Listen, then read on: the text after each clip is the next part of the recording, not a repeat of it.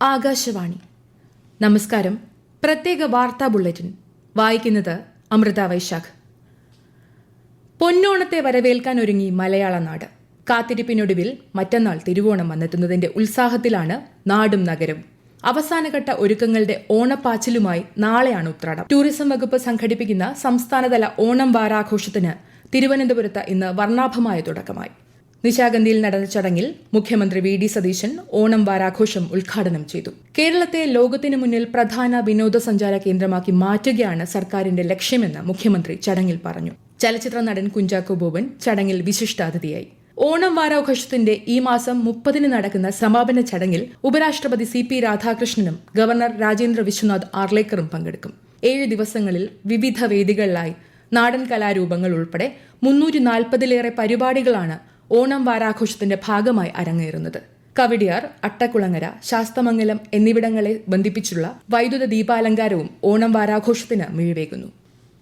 Palakkad railway ഡിവിഷനിൽ നിന്നും Mangaluru station ഉൾപ്പെടെയുള്ള ഭാഗങ്ങൾ മൈസൂരു ഡിവിഷനിലേക്ക് മാറ്റാനുള്ള റെയിൽവേ ബോർഡിന്റെ തീരുമാനം പുനഃപരിശോധിക്കണമെന്നാവശ്യപ്പെട്ട് മുഖ്യമന്ത്രി വി.ഡി. സതീശൻ പ്രധാനമന്ത്രിക്ക് കത്തയച്ചു.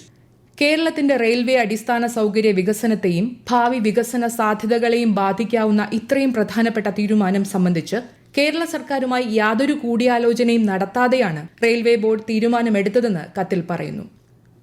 സംസ്ഥാനത്ത് പുതിയ ജില്ലകൾ രൂപീകരിക്കുന്നതുമായി ബന്ധപ്പെട്ട് പഠിക്കാൻ പ്രത്യേക സമിതിയെ നിയോഗിക്കുമെന്ന് റവന്യൂ മന്ത്രി A.P. അനിൽകുമാർ. ഓണം കഴിഞ്ഞയുടൻ കമ്മിറ്റി രൂപീകരണ നടപടിയുണ്ടാകും. മൂവാറ്റുപുഴയിൽ പുതിയ ജില്ല വേണമെന്ന MLAയുടെ ആവശ്യത്തോട് മുഖ്യമന്ത്രി അനുകൂല നിലപാട് പറഞ്ഞതായി വ്യക്തമാക്കിയ അദ്ദേഹം ഏതൊക്കെ ജില്ലകൾ രൂപീകരിക്കണം എന്നത് കമ്മിറ്റി റിപ്പോർട്ടിന്റെ അടിസ്ഥാനത്തിലായിരിക്കും തീരുമാനിക്കുകയെന്നും അറിയിച്ചു.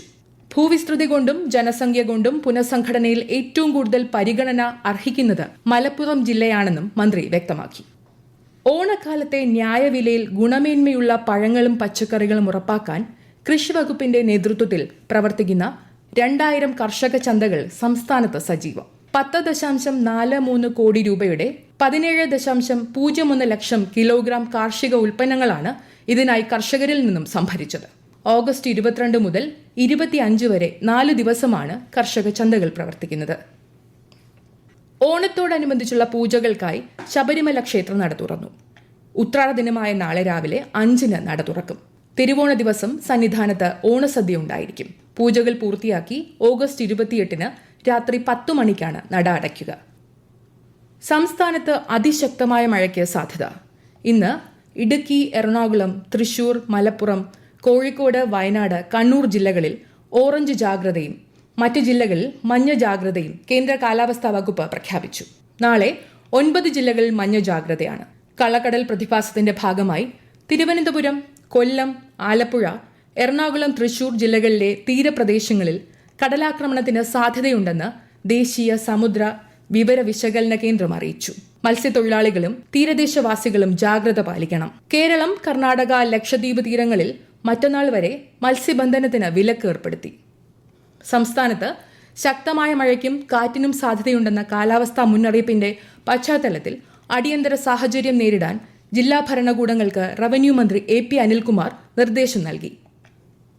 സംസ്ഥാനത്തെ 38 തദ്ദേശ വാർഡുകളിലേക്കുള്ള ഉപതെരഞ്ഞെടുപ്പിന്റെ അന്തിമ വോട്ടർ പട്ടിക പ്രസിദ്ധീകരിച്ചതായി സംസ്ഥാന തിരഞ്ഞെടുപ്പ് കമ്മീഷൻ. 3,09,713 പേരാണ് പുതുക്കിയ പട്ടികയിലുള്ളത്. ഓണത്തോടനുബന്ധിച്ച് നാളെ റേഷൻ കടകൾ തുറന്നു പ്രവർത്തിക്കും. ഈ മാസം 26, 27, 28, സെപ്റ്റംബർ 2 തീയതികളിൽ റേഷൻ കടകൾ അവധിയായിരിക്കും.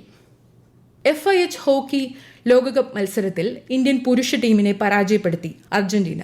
3-നെതിരെ 5 ഗോളുകൾക്കാണ് അർജന്റീനയുടെ വിജയം. ഇതോടെ ഇന്ത്യയുടെ സെമി സാധ്യതകൾ അവസാനിച്ചു. KCL-ൽ ആലപ്പി റിപ്പിൾസിനെതിരെ 6 വിക്കറ്റിന്റെ തകർപ്പൻ വിജയവുമായി കാലിക്കറ്റ് ഗ്ലോബ് സ്റ്റാർസ്.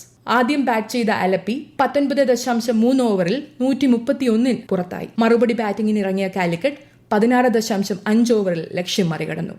പ്രത്യേക വാർത്താ ബുള്ളറ്റിൻ കഴിഞ്ഞു. അടുത്ത വാർത്താ പ്രക്ഷേപണം നാളെ രാവിലെ 6:45-ന്.